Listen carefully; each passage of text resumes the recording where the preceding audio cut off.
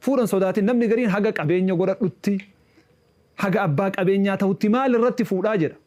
Fuudhuun mataan isaa qabeenyaa beeki. Hattan Oromoo waan jettu qabdi. Abbatu ilma gorsee maal jedhe? Yaa mucaa kiyya waa sadi sii dhaamaa jedheen.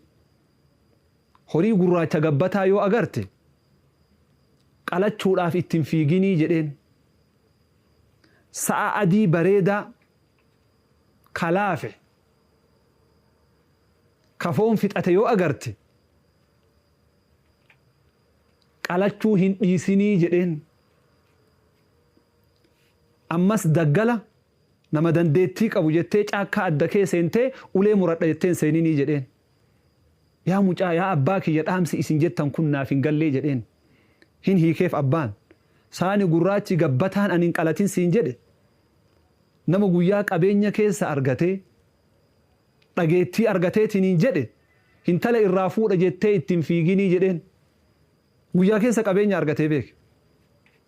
Hintala irraa fuudhuuf ittiin fiigin jedheen. Maaliif jennaan bor gaafa ati rakkatteetiniin jette guyyaa keessa qabeenya argate waan taateef homaa kabaja sii godhuu hin dandayu. Saani adiin ani ammootuu qalatuu hin dhiisin siin jedhe suni nama duniyaa argee qabeenya illee argatee guyyaa keessa dhabeetiniin jedhe irraa fuudhii jedheen hiyyeessaa abbaan mucattii tanaa hiyyeessa jettee hin dhiisini. Maaliif jennaan qabeenya illee argeetiniin jira waan taateef gaafa ati qabaattellee homaa qabeenya keessan hedduun dinqisiifatuu jedheen. Gaafa ati dhabdellee qabeenya innuu argatee dhabe waan taateef mucattii tiyya fuudhee hiyyoomate jedhee sin rakkisu sanii jettee irraa fuudhuun dhiisinii jedheen. Ka sadaffaa ka inni caakkaa yookaan daggala adda seentee ulee muriin jedheen suni ani nama haasawa dandayu nama rabbi dandeettii dubbii naa kenne jaarsa biyyaati hayyuu biyyaati jettee dubbii namaa fixa jettee adda kee akka dubbii takkatti hin seenne jedhee abbaan ilmaaf gorsa dhaame. Kanaaf ati yeroo har'aa kana mucattiite nama qabeenya qabu qofa yoo ka filattu taate jiruun tuni diigamaatiin deemti.